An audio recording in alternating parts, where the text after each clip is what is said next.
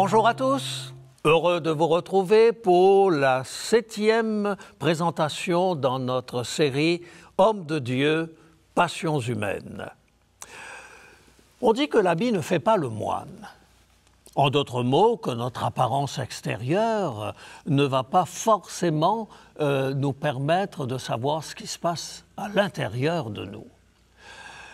Et on pourrait peut-être aller un petit peu plus loin que l'habit qui ne fait pas le moine, pour parler de ce que nous dépensons pour notre apparence extérieure et ce que nous dépensons pour l'homme intérieur, pour la nature de notre vie spirituelle, de notre vie intellectuelle, etc. Alors, si on prenait le temps de faire le calcul, le coiffeur, et ensuite le maquillage, et puis on se fait les ongles également. Ensuite, on va aller, lorsque nous subissons des ans d'irréparables outrages, essayer de restaurer ce que le péché nous a enlevé de beauté physique de notre jeunesse. Et puis, au fur et à mesure, lorsque nous additionnons tout cela, tous les produits de beauté, de cosmétiques, nous arrivons dans l'année à des sommes relativement faramineuses. Mais combien d'argent mettons-nous dans le bien-être intérieur, dans notre être intérieur, dans ce qui ne se voit pas à l'extérieur, mais qui forme notre personnalité, notre identité. Il faut reconnaître que dans les années 60, par exemple, alors que la croissance était à son maximum après la période dramatique de la Deuxième Guerre mondiale, eh bien, on était stressé, très stressé parce que le rythme de la vie allait en s'accélérant. Tout le monde voulait être à la première place, tout le monde voulait participer à cette manne économique qui tombait du ciel. Et à cette époque-là aussi, on a essayé de trouver des solutions à notre stress. Alors, la grande mode dans les années 60, c'était de se rendre à Katmandou, dans l'Himalaya, pour rencontrer des gourous qui avaient certainement dans l'esprit de ceux qui y allaient la capacité de nous donner miraculeusement cette sérénité que nous n'avions plus. Et puis, avec le temps, les gourous de Katmandou sont descendus dans la plaine et aujourd'hui, on n'est pas obligé d'aller dans l'Himalaya pour retrouver la sérénité. On a une multitude de gourous et de psys de toutes sortes pour nous aider dans notre vie intérieure, dans notre paix intérieure. Et je me pose parfois des questions.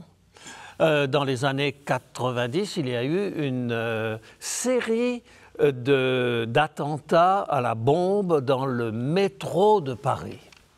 Et à un certain moment, 1 an ou 2 ans après que cette période difficile ait été calmée, on a interrogé les personnes qui se trouvaient dans ces métros au moment où il y a eu une bombe qui a explosé.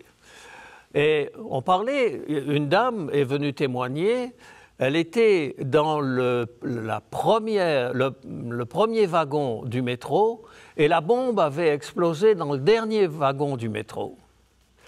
Et elle disait que depuis 2 années, elle était en thérapie parce qu'elle avait été traumatisée par cela.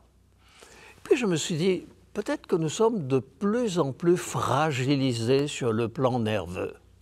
Vous savez que pendant la Deuxième Guerre mondiale, lorsque l'Allemagne nazie avait trouvé la capacité de fabriquer des fusées, les V1 puis les V2, qui partaient la nuit sur Londres, chaque nuit, il y avait le couvre-feu.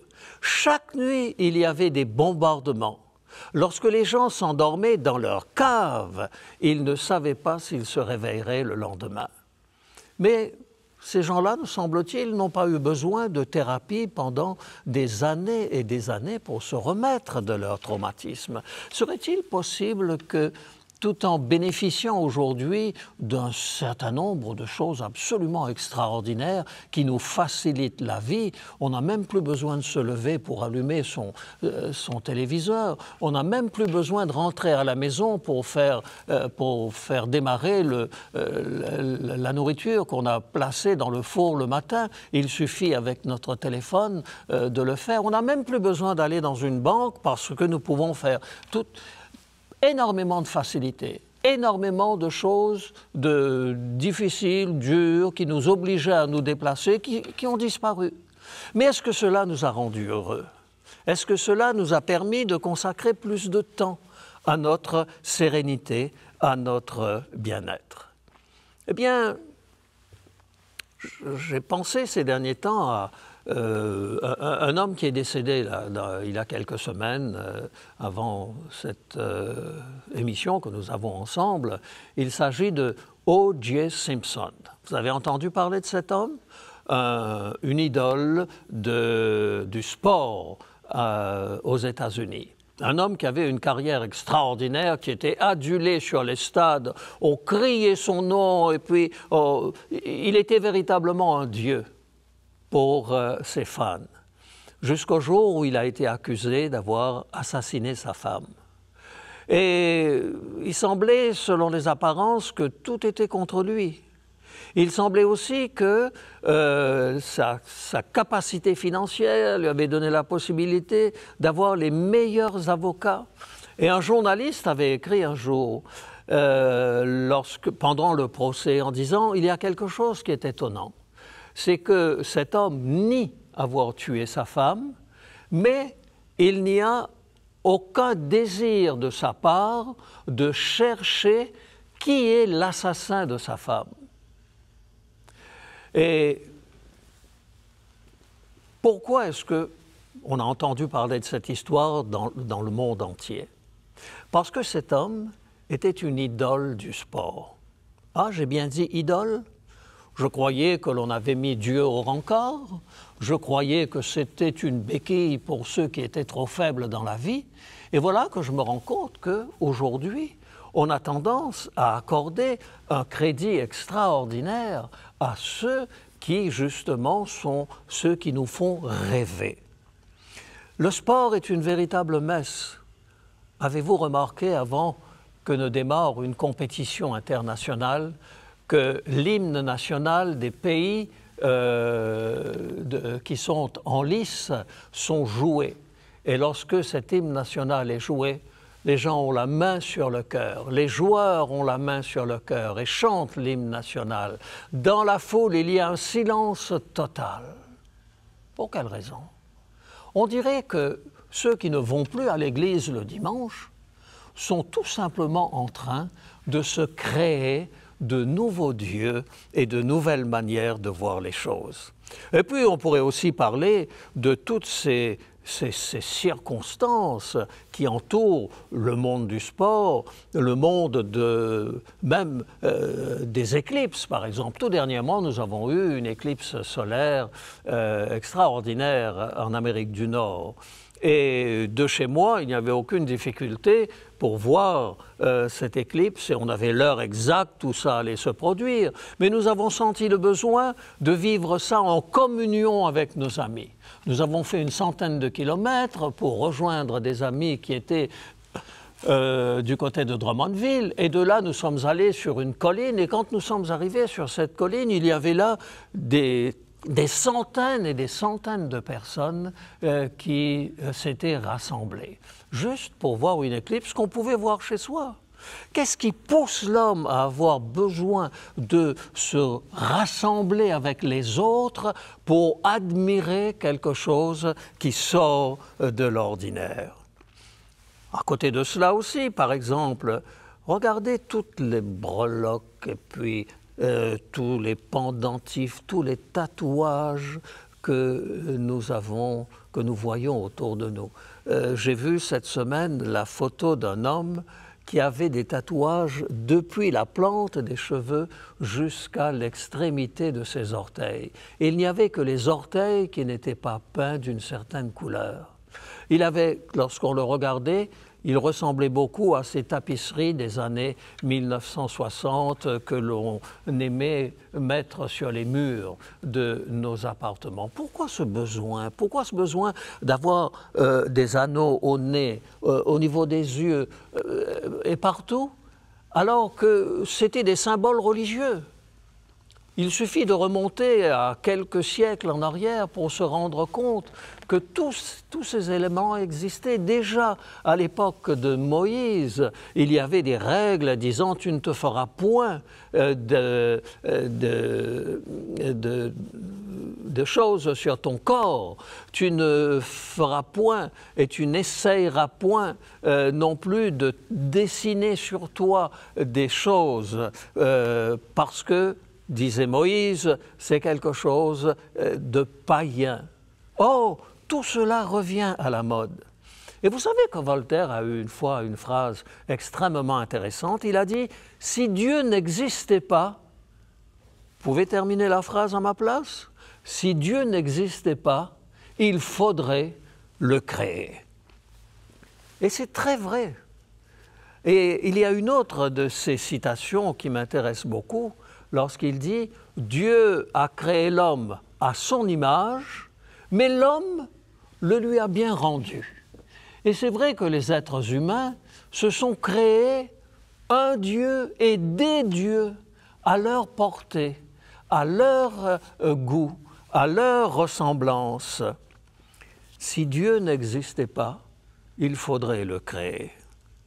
Regardez ce que Jésus dit dans l'évangile de Matthieu, au chapitre 13, à partir du verset 44. Matthieu, chapitre 13, à partir du verset 44. « Le royaume des cieux est encore semblable à un trésor caché dans un champ.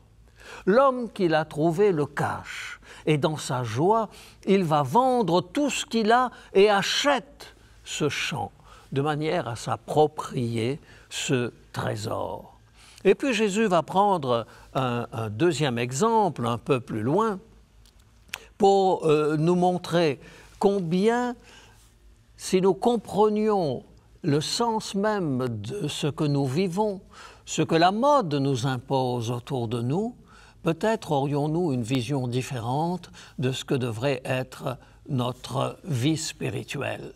Car lorsque je regarde la société québécoise, et je me souviens d'une conversation que j'avais avec un ami dans les années 98-99, et il me disait, lorsque ma mère a subi des pressions pour avoir un enfant chaque année, elle n'en pouvait plus. Nous étions déjà 12 enfants, et on l'a menacée de ne pas lui donner l'absolution si elle empêcher la famille. Et il me disait, ma mère a arrêté d'aller à l'église, mais ça a été un déchirement profond pour elle. Elle était profondément spirituelle. Elle aimait son église, elle aimait cette relation avec Dieu, mais elle ne pouvait plus l'avoir parce qu'on en faisait un élément de chantage dans sa vie. Et je crois que le risque d'avoir jeté le bébé avec l'eau du bain est un peu ce que beaucoup de familles québécoises ont vécu.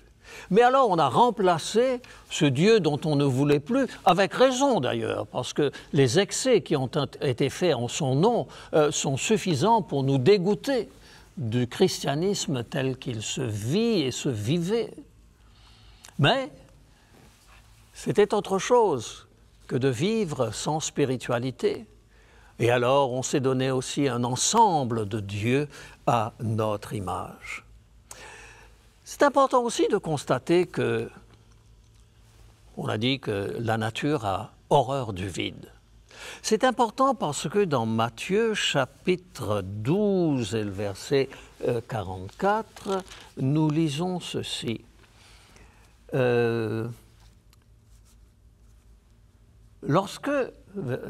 Verset 43, « Lorsque l'esprit impur est sorti d'un homme, il va par les lieux arides, cherchant du repos et n'en trouve point. Alors il dit, je retournerai dans ma maison d'où je suis sorti. Et quand il arrive, il la trouve vide, balayée et ornée. Il s'en va et il prend avec lui 7 autres esprits plus méchants que lui. Ils entrent dans la maison, s'y établissent, et la dernière condition de cet homme est pire que la première. Il en sera de même pour cette génération méchante, dit Jésus. Vous comprenez bien cette parabole. Ce que nous voyons ici, c'est que Jésus dit que lorsque quelqu'un est animé d'un démon, entre parenthèses, un démon dans ce sens que nous avons une habitude, un comportement, une addiction qui fait que nous ne sommes pas bien dans notre peau. Lorsque l'homme se débarrasse de cela, c'est-à-dire que ce démon est chassé, eh bien, la nature ayant horreur du vide, cet homme va essayer de balayer son être intérieur, et quand le mauvais esprit, le démon revient, il voit une maison balayée, ornée, et le troisième mot est important, vide. Si la maison est vide, eh bien, cela n'est pas suffisant pour que notre vie puisse changer. La capacité de se débarrasser des mauvaises choses de la vie ne s'obtient pas en se vidant du mal, mais en poursuivant le bien. Où est le problème? Si toutes nos énergies servent à résister au mal, il finit par devenir le centre de notre existence. Oh, je pense à ces hommes et ces femmes que j'ai rencontrés tout au long de mon ministère pastoral et qui avaient ce désir profond, et je pense en particulier à un ami que je vois encore de temps en temps et qui me disait « mais toute ma vie a été bousillée par la drogue. J'ai arrêté 10 fois, 20 fois, mais je suis retombé dans les mêmes travers. Et à chaque fois, il a essayé de reconstruire quelque chose. Il me disait aussi, mes enfants me méprisent. Et rien qu'à cette idée, il avait besoin d'oublier et d'oublier à travers la drogue. Par quoi est-ce que notre âme est nourrie? Si nous ne mettons pas quelque chose de positif à la place de ce qui est négatif, nous vivrons toujours dans un besoin, une angoisse, une absence, un vide que nous aurons besoin de combler. Dans Galates chapitre 5 et le verset 22, la parole de Dieu nous dit qu'il y a des choses, l'amour, la joie, la paix, la patience, la bonté, la bénignité, qui sont autant de qualités qui sont nécessaires à notre vie. Puisse Dieu nous aider à pouvoir remplir notre vie intérieure de choses positives qui nous feront du bien et qui rejailliront sur ceux qui nous entourent. Notre Dieu, notre Père, nous te remercions de ce que dans ta parole, tu nous donnes le réconfort dont nous avons besoin. En cet instant, nous voulons te dire que lorsque notre maison est vide, lorsque notre être intérieur est vide, c'est à toi que nous venons pour que tu le remplisses de ta présence, des bonnes choses que tu as préparées d'avance pour nous.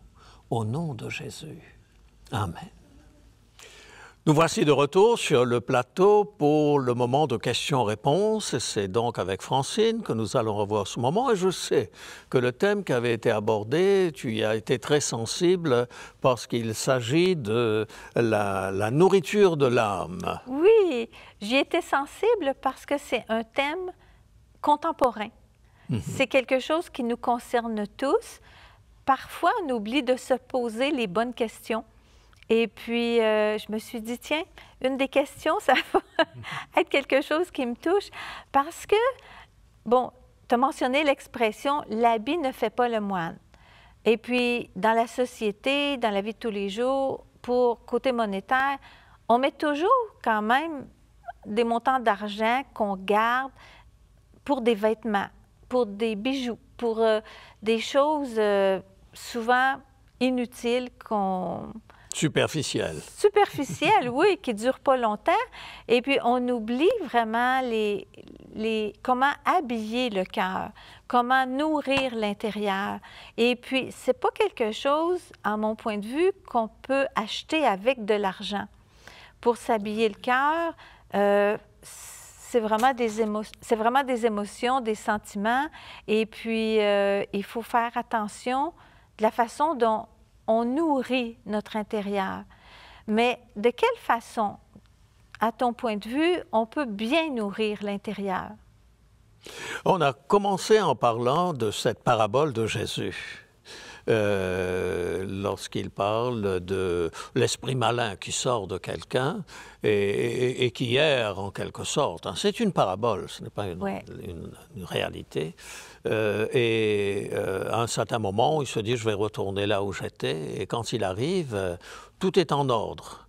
La maison a été balayée, ornée, mais le texte ajoute « la maison est vide ».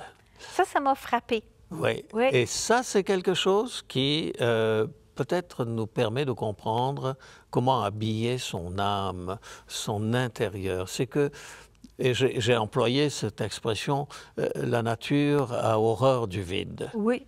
Et c'est vrai qu'à chaque fois qu'il va y avoir un vide qui se crée, ce vide va se remplir d'autres choses. Et de quoi va-t-il se remplir ?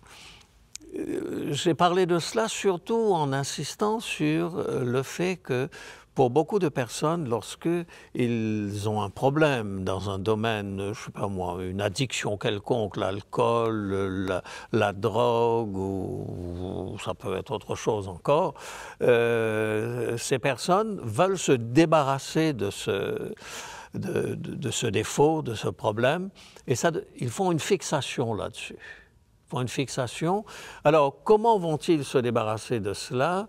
Au lieu de chercher une réponse de la part de Dieu, ils vont se forcer à bander leurs énergies pour dire « il faut que je résiste, il faut que je résiste ». J'ai fait à un certain moment des thérapies de groupe pour les gens qui fumaient, mais des thérapies de groupe en utilisant uniquement des méthodes naturelles. Et les personnes qui venaient en général avaient essayé d'arrêter de téléphoner, de fumer. Et en particulier, je ne sais plus, il y a un humoriste qui a dit à un moment « c'est très facile d'arrêter de fumer, je l'ai fait des centaines de fois. » Et ça exprime bien ce que c'est que ça. Et alors, il arrive un moment où on se dit, il faut vraiment que je bande toutes mes énergies là et que Mais on n'est pas sur la bonne longueur d'onde. Parce que, qu'on le veuille ou non, on fait une fixation sur ce qui est négatif, mais on n'ingurgite pas des choses positives à la place. Alors, c'est pour ça que l'Évangile est quelque chose d'intéressant dans ce domaine. Parce qu'il nous dit, mais non, l'apôtre Paul le dit, vous n'avez pas à lutter contre la chair et le sang. C'est une bataille perdue d'avance, parce que c'est un atavisme qui nous colle à la peau et qui fait que tous nos efforts, un jour ou l'autre, sont vains. Oui. Et c'est pas dans le négatif qu'on va arriver à quelque chose. Mais il faut remplir ce vide par quelque chose de positif. Lorsque je faisais, Oui, tu veux dire quelque chose? Simplement, bon, du côté matériel, on peut acheter des choses. Mais pour nourrir l'intérieur, est-ce que c'est bien de dire la seule chose qu'on a vraiment besoin, c'est du temps? Oui, enfin, effectivement, c'est le temps qui va nous permettre aussi de pouvoir, je dirais, laisser s'épanouir une autre approche de la vie. Puis remplir le vide aussi. Et remplir le vide. Mais ce n'est pas avec le temps que nous allons remplir le vide. C'est de bien le temps est utiliser. nécessaire pour nous permettre de cet épanouissement. C'est un peu comme une plante. Oui. On ne tire pas sur la plante pour la faire pousser. Oui. Il faut laisser le phénomène se produire de l'intérieur. Et c'est la même chose avec le changement du cœur. C'est que de quoi je nourris mon esprit? Parce que tu sais, au fond, tout commence dans notre Oui. tête. Et c'est là qu'il y a quelque chose à arriver à changer. Et lorsque je nourris mon esprit de lecture saine, lorsque je m'inspire de personnes qui me tirent vers le haut plutôt que de me traîner vers le bas, tous ces éléments-là vont jouer pour me permettre d'avoir quelque chose de solide, en fait, au fond de moi-même. C'est une relation à avoir avec Dieu. C'est aussi une discipline. On n'aime pas ce mot-là, mais il y a ce qu'on appelle la discipline de la prière. Et je me souviens, lorsque j'étais enfant, à la maison, matin, midi et soir, parce qu'on était une famille peut-être un peu particulièrement religieuse, eh bien, matin, midi et soir, on priait. Et le fait d'avoir un moment spirituel, le fait de revenir sur la parole de Dieu, parce que des fois on récitait un psaume, on chantait un cantique, etc., tout cela remplissait notre être de quelque chose de positif. Et parfois il m'arrivait dans ma voiture, lorsque je devais, surtout lorsque j'étais en France et que j'avais des grandes distances à faire, il m'arrivait lorsque je devais rentrer à minuit, 1h du matin à la maison, je me disais, et si demain je me retrouvais en prison, qu'on m'enlevait ma Bible, combien de versets de la Bible je pourrais réciter? Oui. Et je me suis rendu compte que c'était intéressant, à force de lire sa Bible, eh bien, si une chose comme celle-là devait se produire un jour, mais j'ai une quantité incroyable de textes bibliques qui me permettraient d'être sustenté spirituellement dans des moments où je serais sevré de mes sources de ressourcement. Est-ce qu'on pourrait dire que, au lieu de toujours penser à habiller l'extérieur, on pourrait plutôt habiller notre cœur? Tout à fait. Puis que ce soit l'amour qui remplisse le vide dont on parlait au début. Et la Bible le dit d'une manière très claire, hein, dans un des prophètes de l'Ancien Testament, Ézéchiel, « J'ôterai de votre corps ce cœur de pierre et je vous donnerai un cœur de chair. » Et ça, c'est quelque chose d'extrêmement important. C'est vrai. C'est-à-dire que s'il n'y a pas de changement de nature, nous resterons toujours avec les mêmes processus. Oui. Et c'est cela qui fait qu'un jour ou l'autre, on se retrouve en situation d'échec. Alors, on arrive au bout de notre temps. Déjà. Nous ne pourrons pas prendre d'autres questions, mais je crois qu'il était important de parler de cela, d'une discipline de vie spirituelle qui nous permette de grandir dans notre relation avec Dieu et de pouvoir aussi être autonome dans notre foi et ne pas dépendre de quelqu'un d'autre dans notre foi. Alors, qu'est-ce que je peux souhaiter à nos téléspectateurs et à nous-mêmes? Eh bien, c'est que nous puissions vivre une expérience comme celle-là, qui nous fait grandir, qui nous donne la sérénité dans la vie.